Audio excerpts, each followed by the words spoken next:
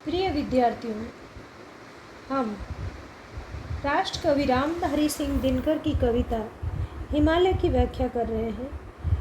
कल से आगे के पद जिसका अध्ययन हम आज करेंगे उसमें जिसके द्वारों पर खड़ा क्रांत सीमापति तूने की पुकार, पद दलित इसे करना पीछे, पहले ले मेरा सिर उतार। यानी हिमालय है वो भारत की गौरवमयी संस्कृति का प्रतीक है, साथ ही भारत की सीमाओं का रक्षक भी है।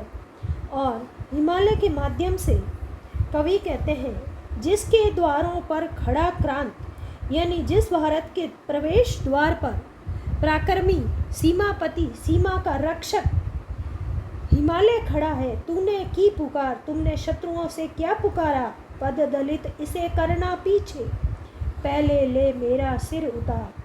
कि इस भारत देश को रोकने में रक्षा की है। साथ ही यही कहा है कि भारत देश में तुम प्रवेश तभी कर सकते हो, पहले क्या करना होगा, पहले मेरा सिर काट कर उतार दोगे, इस हिमालय को पार करोगे, तभी है तुम्हें मैं भारत, जब तक मैं रहूँगा, पर्वतराज हिमालय रहेगा, वह शत्रुओं को भारत में आक्रमण नहीं करने देगा। उस पुण्य भूमि पर आज तपी रे, आन पड़ा संकट करार, व्याकुल तेरे सुत तड़प रहे, डस रहे चतुर्दिक विविध व्याल सरप। कवि कहते हैं कि हिमालय, तुमने ये संकल्प किया था कि जब तक तुम्हारा सर रहेगा तब तक भारत देश में कोई शत्रु प्रवेश नहीं करेगा और न तुम आक्रमण करने दोगे। लेकिन हे तपस्वी, हे तपी संयमी, इस भारतवर्ष पर बहुत ही कठिन समय आ गया है। भयंकर विपत्ति, संकट कराल, यानी भयंकर विपत्ति आ गई है, यानी चीन ने भारत पर आक्रमण कर दिया है। व्याकुल तेरे सुत तड़प रहे, कि हिमालय तेरे जो पुत्र है वो अत्यधिक व्याकुलता के कारण तड़प रहे हैं और विदेशी साम्राज्यवादी भारत की संपत्ति लूटने आ पहुँचे हैं।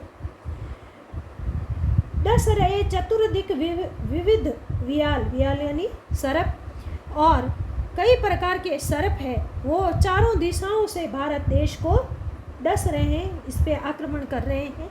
मेरे नगपति मेरे विशाल, मेरे पर्वतराज हिमालय तुम बहुत विशाल हो, कितनी मणियाँ लुट गई, मिटा कितना मेरा वैभव अशेष, तू ध्यान मगन ही रहा मगर वीरान हुआ प्यारा स्वदेश। आज तक इन आक्रमणकारियों के कारण भारत का कितनी मणियाँ और वैभव लुट चुका है, कितना मेरा वैभव अशेष, हमारा देश है इसके कितना वैभव है वो अभी भी अशेष है, हमारा देश वीरान हो गया है। फिर भी हे पर्वतराज, तुम है वो ध्यान मगन मौन अवस्था में खड़ा हो। यानी ये पंक्तियों के माध्यम से कवि है वो देशवासियों को जागृत करना चाहते हैं ताकि भारतीय विदेशी आक्रमणकारियों का मुंह तोड़ जवाब दे और देश की रक्षा कर सके। पर्वतराज हिमालय के माध्यम से भारतवासियों को आह्वान करते हैं, किन द्रौपदियों के बाल खुले, किन किन कलियों का अंत हुआ, कह हृदय खोल चित्तौर, यहाँ कितने दिन ज्वाल वसंत हुआ। कि इन पंक्तियों में कवि दिनकर कहते हैं कि भारत देश में महाभारत काल से लेकर आज तक कितनी भारतीय स्त्रियों का अपमान हुआ है, अनेक द्रौपदियों का दुशासन ने बाल खींचकर घसीटा है, कितनी ही कोमल कलियों रूपी युवतियों का अपमान हुआ है, जिसके कारण उन्हें अपने जीवन लीला को समाप्त करना पड़ा। कह हृदय खोल चित्तौड़, हे चित्तौड़गढ़, राजस्थान का चित्तौड़ वो स्थान है जहाँ ज्वाल वसंत, जोहर के व्रत की ज्वालाएं, चित्तौड़ की रानी पद्मावती के प्राण त्याग की स्मृतियाँ आज भी वहाँ गूंज रही है। यानी चित्तौड़ की स्त्रियों ने अपने अस्तित्व और अस्मिता की रक्षा के लिए जीवित आग में जल गई। ऐसे ही इतिहास से हमारा वो भारतीय ऐतिहासिक भारतीय इतिहास भरा पड़ा है। कह हृदय खोल चित्तौड़, कि चित्तौड़ अपना हृदय खोल करके कहो। यहाँ कितने दिन ज्वाल वसंत हुए, कितनी ही जौहर व्रत की ज्वालाएं उठी, और जिसमें कई रानियों ने अपने प्राणों की आहुति दे दी। पूछे सिकता कण से हिमपति, तेरा वो राजस्थान कहाँ। आज हिमपति पर्वतराज हिमालय राजस्थान की बालू मिट्टी के कण कण से पूछते हैं कि वो तेरा राजस्थान कहाँ। कौन सा राजस्थान? वन वन स्वतंत्रता दीप लिए फिरने वाला बलवान कहाँ। कि वो राजस्थान जहाँ स्वतंत्रता की ज्योति की रक्षा के लिए राज वैभव का परित्याग करके भयंकर वनों की खाक छानने वाला वो बलवान महाराणा प्रताप, जिसका संकल्प था कि भारत है वो अजेय रहेगा, वैसे बलवानों की आज आवश्यकता है जो अपने देश की रक्षा कर सके। तू पूछ अवध से राम कहाँ, वृंदा बोलो घनश्याम कहाँ। भारत के कण कण है वो वीरों की, देवताओं की, महान विभूतियों की, बलवानों की ये भूमि है। वो कह रहे हैं तू पूछ अवध से राम कहाँ। वो राम, पराक्रमी राम, जिन्होंने रावण जैसे अत्याचारी का विनाश किया था, उस अयोध्या से पूछो कि वो राम जैसे बलवान कहाँ है। वृंदा बोलो घनश्याम कहाँ है। वृंदावन तुम भी बताओ कि कृष्ण जैसे वीर कहाँ है। ओ मगध कहाँ मेरे अशोक व चंद्रगुप्त बलधाम कहाँ। उस मगध प्रांत का क्या हुआ जहाँ सम्राट चंद्रगुप्त और अशोक जैसे बलशाली पराक्रमी शासक हुए थे। पैरों पर पड़ी हुई है मिथिला भिखारिणी सुकुमारी, तू पूछ कहाँ इसने खोई अपनी अनंत निधियाँ सारी। इन सब को पूछने का तात्पर्य है कि इस संकट की वेला में वो सारे वीर कहाँ हैं। और साथ ही वो हिमालय से कहते हैं, हे नगराज, तेरे पाँव में मिथिला नगरी, वैदेही की नगरी भिखारन की तरह पड़ी हुई है। आज उसकी वो संपदा और शक्ति कहाँ गई। अर्थात इस देश की वो समृद्धशाली संस्कृति और सम्मान को बचाना है। तू पूछ कहाँ इसने खोई अपनी अनंत निधियाँ सारी।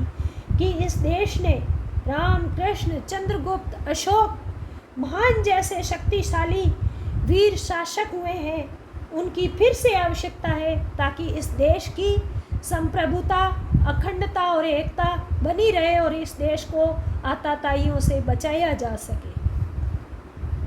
री कपिल वस्तु कह बुद्ध देव के वो मंगल उपदेश कहाँ। ये भारत है वो वीरों पराक्रमियों की ही भूमि नहीं है, अपितु भारत भूमि धर्म और अध्यात्म का केंद्र है, विश्व गुरु है। यहाँ गौतम बुद्ध, महावीर स्वामी जैसे महात्मा हुए जिन्होंने विश्व में अहिंसा का उपदेश दिया। कवि उसी कपिल वस्तु जहाँ बुद्ध देव हुए हैं वो पूछते हैं कि उनके जो मंगल अहिंसा के उपदेश थे वो कहाँ गए। तिब्बत, ईरान, जापान, चीन तक गए हुए संदेश कहाँ है। कि दूर देशों तक उनके उपदेशों का प्रचार और प्रसार हुआ। चीन, जापान, ईरान तक उनके उपदेश फैले जिन्होंने मानव प्रेम का संदेश दिया। लेकिन वही चीन आज है वो आक्रमण कर रहा है। क्या उन्होंने बुद्ध के संदेश को नहीं सुना या ग्रहण किया। वैशाली के भग्नावेश से पूछ लिच्छवी शान कहाँ है। आज वैशाली और लिच्छवी जैसे महान गणराज्यों की शानो शौकत कहाँ चली गई है। हे नगराज हिमालय, उन भग्नावेशों से पूछो कि उनकी समृद्धियाँ आज कहाँ विलीन हो गई है। ओरी उदास गंडकी बता विद्यापति कवि के गान कहाँ है। बिहार में एक नदी है प्रवाहित होने वाली जिसका नाम है गंडकी नदी। वो कहते हैं कि तू आज इतनी उदास क्यों है। जहाँ कभी विद्यावती ने मधुर गान दिए थे, कृष्ण और गोपियों के प्रेम का स्मरण किया था, आज उन कवियों के स्मरण की भूमि है वो इतनी उदास क्यों है। जो भारत धर्म, साहित्य, पराक्रम और संस्कृति का अमिट गढ़ रहा है, आज भी आवश्यकता है कि भारत के लोग फिर से आक्रमणकारियों से लोहा ले और भारतवर्ष को वैसी ही वैभव समृद्धि दे और अपने पुनः अतीत की संस्कृति को स्थापित करें। धन्यवाद।